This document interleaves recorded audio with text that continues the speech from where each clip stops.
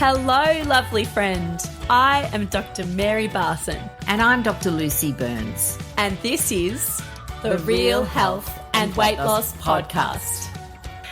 Hello, my friend, Dr. Mary here, and joined as ever by my fabulous colleague, Dr. Lucy. Dr. Lucy, tell us what's happening in your life right now. Oh, good morning, lovelies. I am, well, you know what? I'm fabulous. It's the middle of Feb when we're recording this. And honestly, I know a lot of my conversation revolves either around the quality of my sleep or the weather. And partly because they determine how I feel in the day.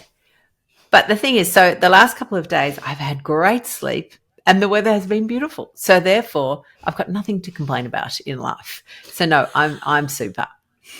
I love that. That's good. I'm happy for you. Yeah. I'm pretty good too. I'm feeling grateful to have power and internet right now because much of Victoria is currently not having much power or internet. So feeling grateful, have gratitude. Indeed. So gratitude's an emotion, which sort of leads us into our segue for this week, where last week we talked about how this week we're going to talk about emotional eating. So right. We locked ourselves in. Yeah, but it's a topic close to our hearts, and I think it's a cracker. Yeah. I think that emotional eating is the biggest block to people being able to reclaim their health and lose weight healthily and to be able to, forge the life they want for themselves. I think our human tendency to use food to manage emotions is rough. Like, it is one of the most common problems that we see out there. And no health program, no weight loss program, no health journey, weight loss journey really can be complete without learning how to reframe all those stories that make us emotionally eat, how to break up with emotional eating, I would say. And this is your genius zone, Dr. Lucy, among other genius zones, absolutely. And could you could you illustrate sort of the types of emotional eating or tell us about, other people who have emotionally eaten and what it has been like for them? Yeah, absolutely. So I think there's two things, and that we love teaching about at Real Life Medicine. And one is what to eat for health and why that is helpful or why you should eat that for health. But none of that matters if you don't know why you eat in the first place. So what you eat's important, but why you eat is equally important. Because for a lot of us, we do soothe, numb, and negate difficult emotions with food. And this in itself is not terrible. Like, honestly, and most people will know that I love saying, you haven't murdered anyone, you haven't ripped off old ladies, you haven't come up with some Ponzi internet scheme to scam people out of their life savings. So you don't need to feel terrible about this. Although we do, I recognize that. This eating to soothe or numb or negate a negative emotion is a tool that at one stage served you well and may no longer serve you well. And that's the critical bit. So there are people out there who probably do emotionally eat every now and then, for which they have no long-term health outcomes. And, and again, so that's okay. But if you're finding that you eat to manage your emotions consistently and it's resulting in health problems, well, then we need to work out tools and work out ways to manage the emotional eating.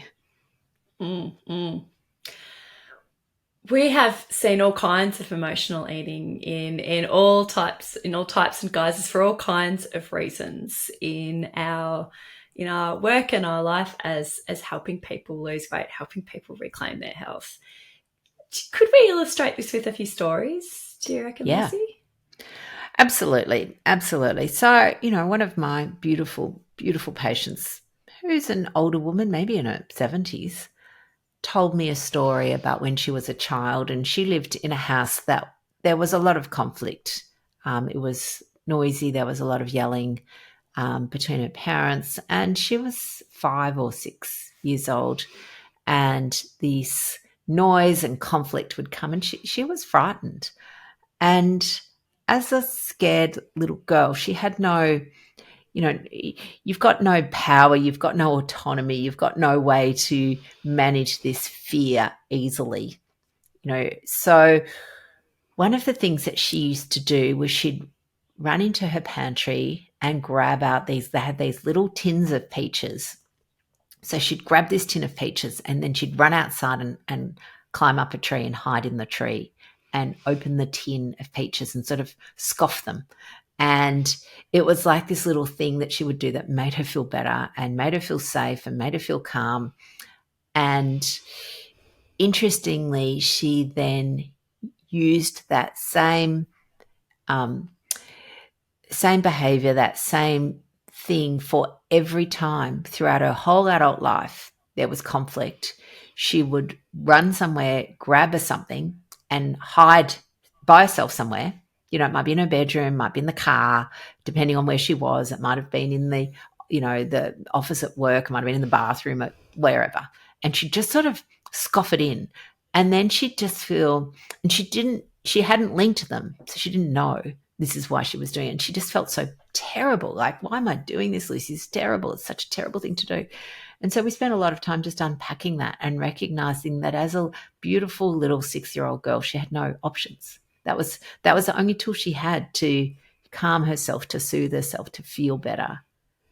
And so she learnt it, and it stayed with her until she learned some new ways. Yes. And I love it. It was a tool that was really helpful to her. Like it helped her feel safe when she was a little 6-year-old girl. Maybe it also even helped her be safe. Like if she was sort of out of the way of the conflict, maybe that just meant that that she wasn't a target, I'm guessing here. So not only did it help her feel safe, it actually helped her be safe, and her brain has learned, right, this is a good tactic. Our brains just want to keep us safe. Our brains want to help us feel good. So like this works. So it was helpful for her as a kid, but as she grew into a beautiful adult, it was no longer helpful for her. But that doesn't mean that she felt guilt and shame around this. But of course she should not, because it's just a tool. And I like this analogy with those tools that we learn as children to help us navigate our childhood or our adolescence or any part of our lives that are difficult. We learn these tools that are useful then, but are no longer serving us. It doesn't mean we should hate ourselves or berate ourselves for these tools. Instead, we could look at it like a pair of shoes. And it was a pair of shoes that we needed when we were kids. And we put it on and it really did help protect, our metaphorical feet. And it was useful. Right now, those shoes are harmful, though. They are squishing us. They are not helpful. They are preventing us from growing. They are holding us back. So we don't have to hate the shoes or hate ourselves for wearing them. We can thank the shoes, take them off, put them on the shelves and say, great, I no longer need that tool. I no longer need those shoes. Now it's time for me to learn something else. Yes, absolutely. Absolutely. And I love that. That's a beautiful analogy, Maz, because honestly, there is nothing wrong with this tool. It just no longer serves you. Yeah. And so we can take, because I mean, this is the, complexity of humans. One of the things that happens when we start then beating ourselves up or berating ourselves or hating on ourselves for using this tool, we're stuck then back with a really uncomfortable emotion, which we then want to settle. And what's our best tool? The only tool that some of us know is food. So then we're in this terrible kind of quagmire of going, well, I feel so awful. I feel shame. I feel guilty. How do I get rid of this? The only tool I know is food. I don't want to eat food. It's going to make me terrible. And you're kind of stuck in this no-win situation. And so then you end up eating the food because that's your tool, and then you just feel bad again.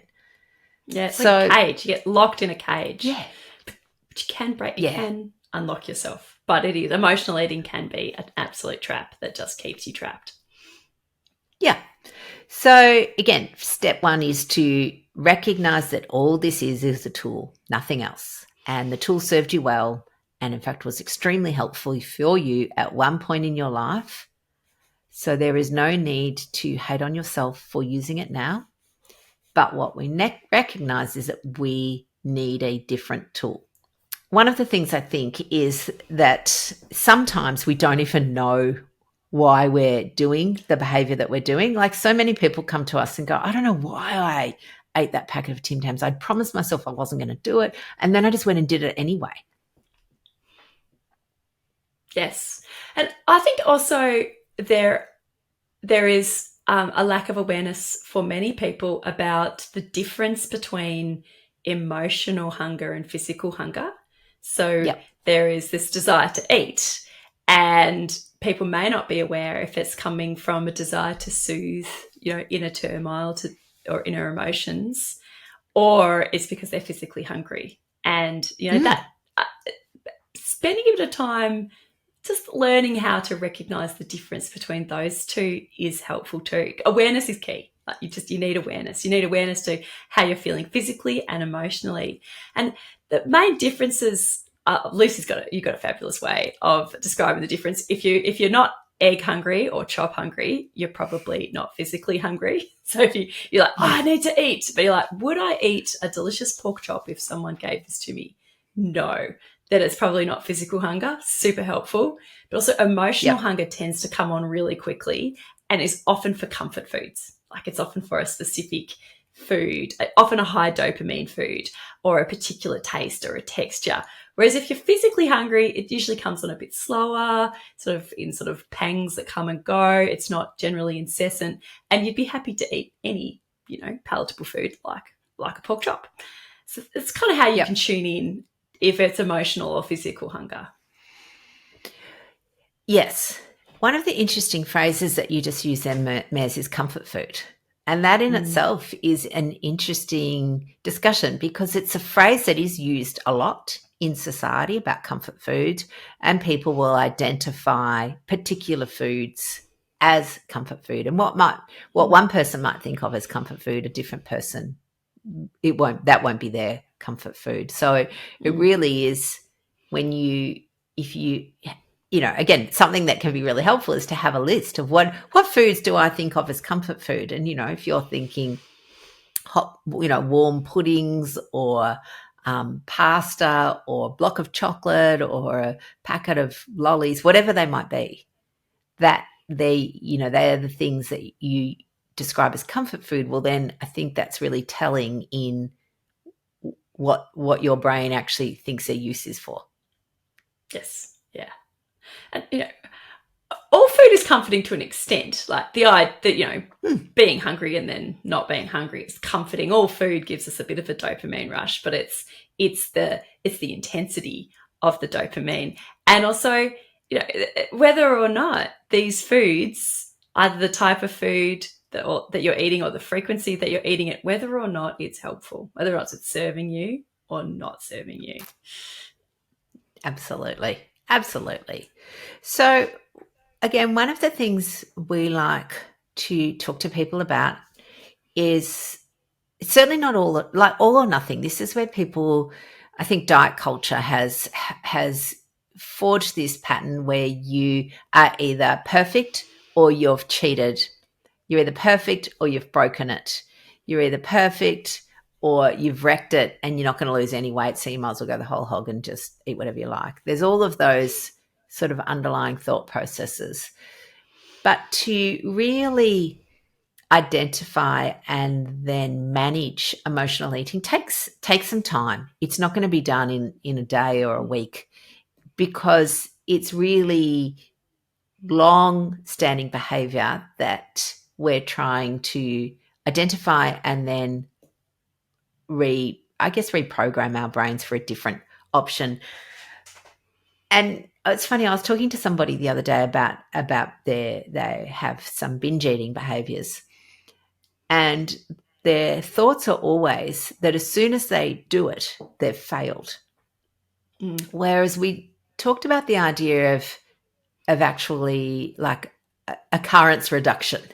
So, you know, she used to binge every day, then it went down to twice a week, and then it went down to once a week, and then she hadn't done it for a couple of weeks, and finally she hadn't done it for a couple of months, and then, you know, we're now at the 6-month mark and there's been no binging. But initially, the first time she'd sort of stopped it and then she had a binge, she just, her brain told her, or she told herself, she's failed, she can't do it. It's, you know, it's hopeless, she'll never get over this. Whereas when we look at the idea of reduction, and I think you can do the same with emotional eating, you look at how often you reduce the occurrence of it, and over time what you'll find is that it becomes less and less of something you do because you cultivate and develop more and stronger tools to manage it. Yes. Yeah. It's not all or nothing, it's all or something, you know. Indeed. And perfectionism is another trap, another thing that will keep us trapped without growth and change, because we're not going to do things perfectly. Not humans, not generally. No.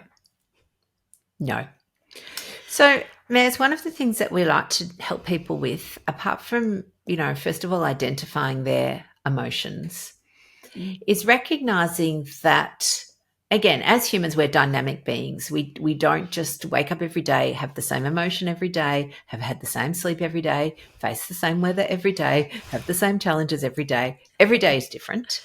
And so there are particular circumstances, though, that we know that will make people potentially more vulnerable to emotional eating.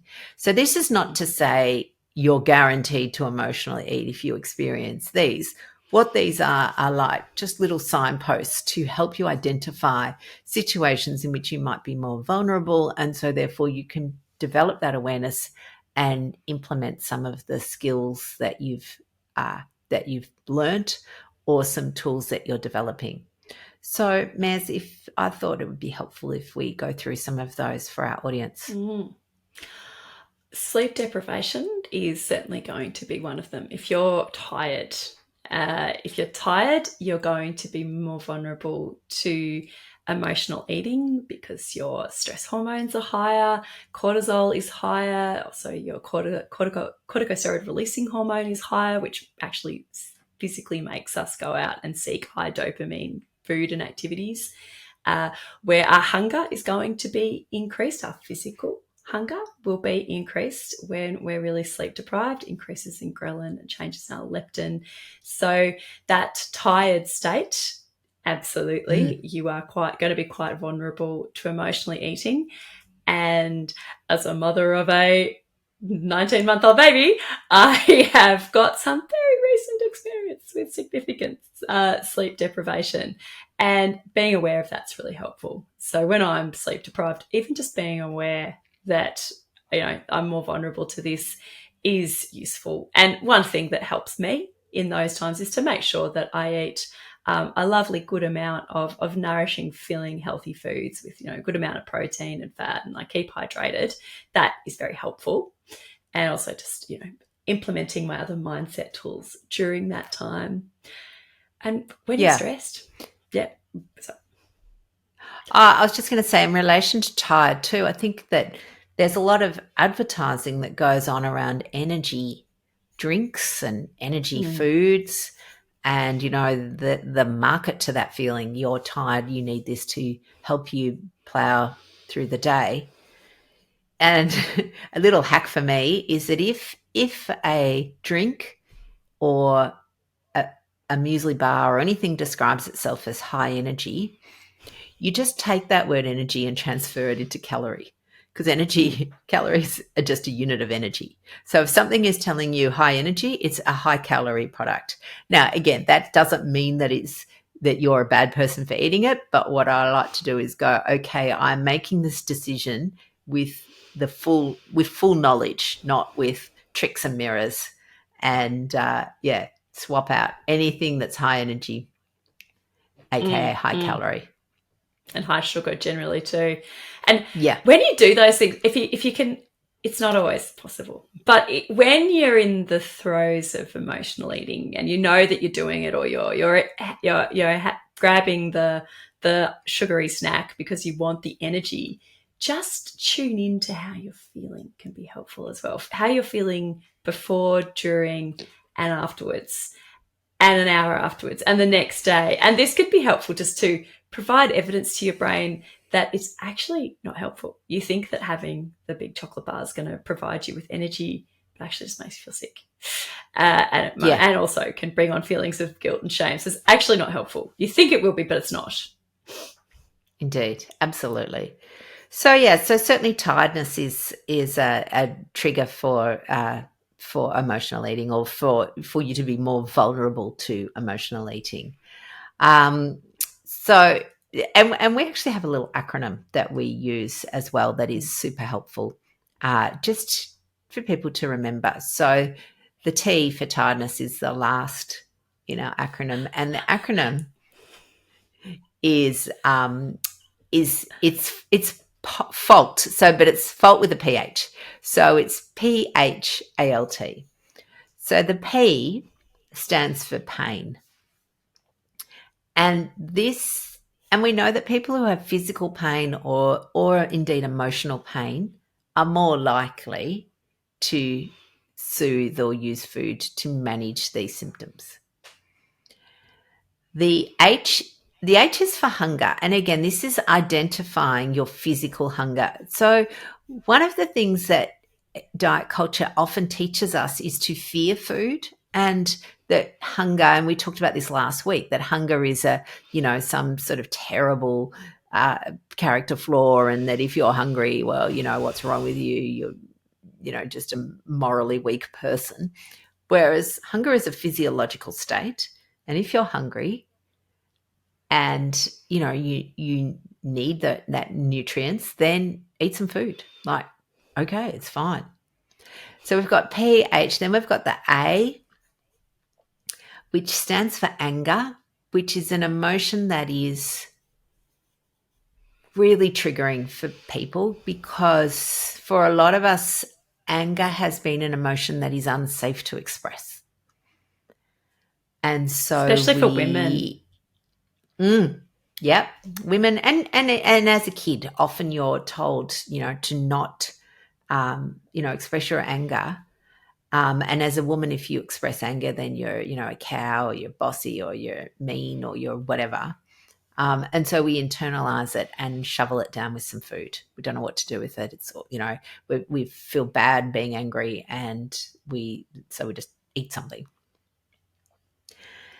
And anger can also extend out, like it's not just a single emotion, but particularly resentment, which is, again, what resentment is a tricky emotion. It's when you've said yes to doing something that you wish you said no to, and then you're angry about that, often angry at yourself, but potentially angry at the other person for putting you in a position where you felt like you had to say yes. And so it's this complex emotion, and then you feel bad for feeling resentful and blah, blah, blah. So, what's the best way to fix that? Just scoff a box of chocolates.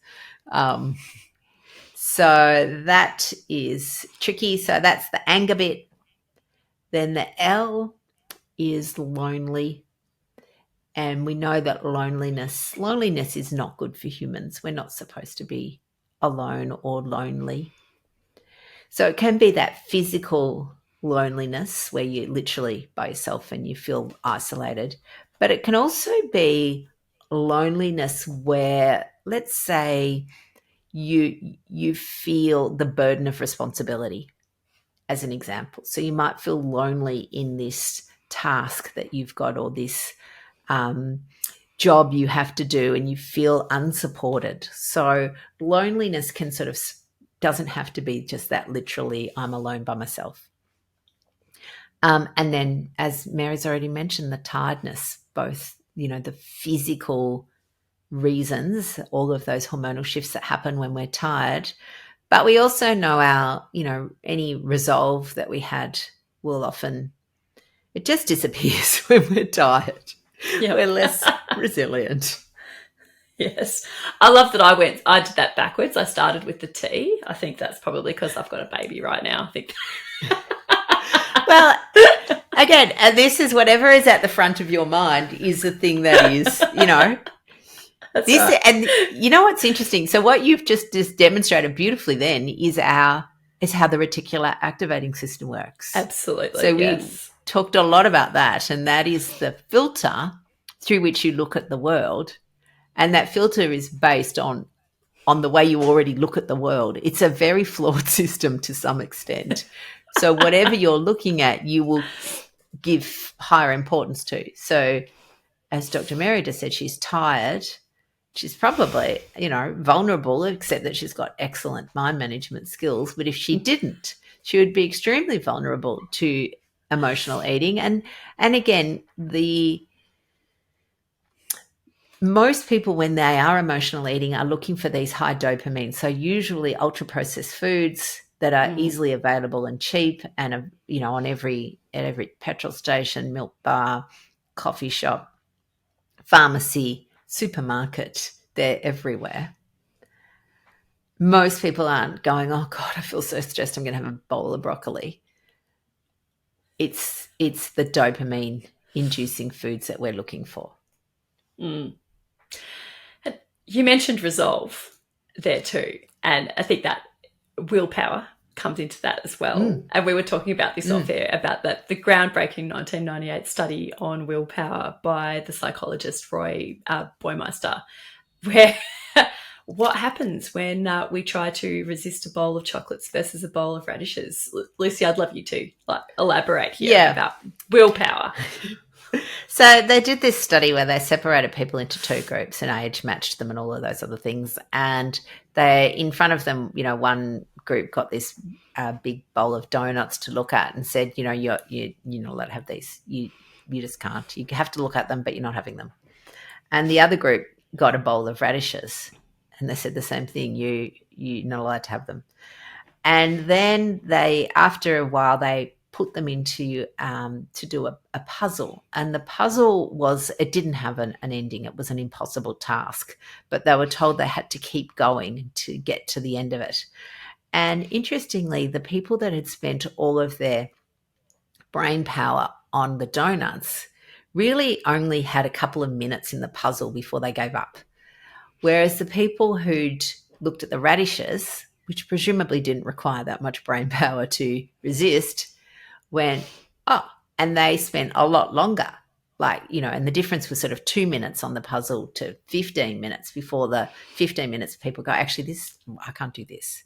So the way I think you can utilize this information is to recognize that if you're using willpower as your only tool, and it is a tool, but if it's your only one, it runs out.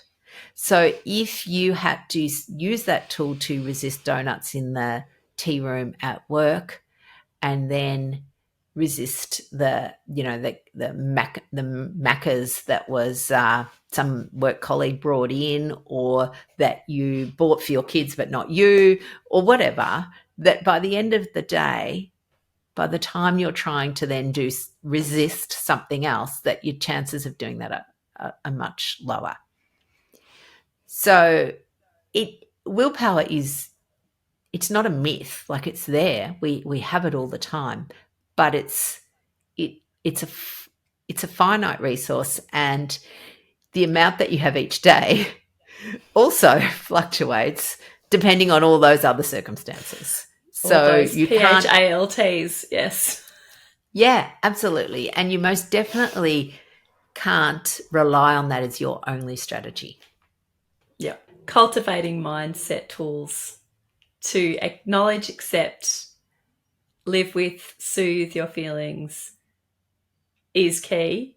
And when you do that, you can feel your feelings without needing to reach for the chocolate, the wine, the donuts, or I'm sure in some cases, no cases would people be reaching for the radishes. Probably not.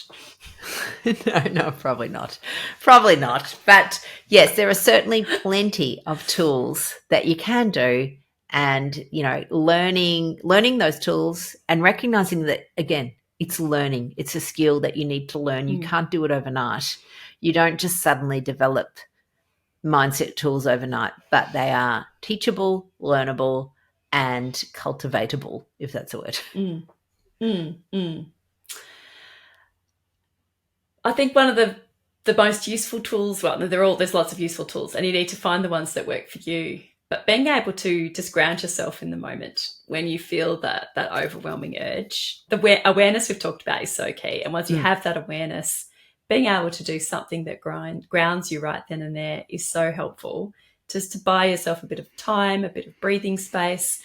I love breathing, just some deep breaths, because your breath is always there. It's relaxing. It's our natural tranquilizer. Just a few deep breaths can make an enormous difference to how you respond to intense negative emotions. Oh, absolutely.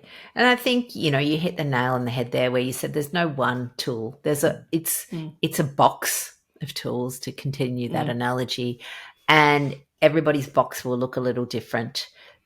We need a range, it includes breathing, journaling, going for walks, making, our favorite saying, making the helpful thing easy, making the unhelpful thing hard, recognizing when you're vulnerable so that you can employ these strategies before you're in the situation. Lots and lots of things, all doable though, lovelies, all doable. Oh, absolutely. You can break free from that cage, definitely. Excellent. And in fact, we would say for anybody who feels like they're in the cage, you have to break free, because if you're just relying on a meal plan and some willpower, you'll find it doesn't work, and then you feel hopeless and like a failure. And it's not that you're like a hopeless failure. It's just you haven't got enough tools in your box yet. That's all. Absolutely. All right, gorgeous ones. I think that's... Oh, we're talking over the top of each other. All right, gorgeous ones. I think that's enough from us this week. We will see you all next week. Take good care. Bye now. The information shared on the Real Health and Weight Loss podcast, including show notes and links, provides general information only. It is not a substitute, nor is it intended to provide individualised medical advice, diagnosis, or treatment, nor can it be construed as such. Please consult your doctor for any medical concerns.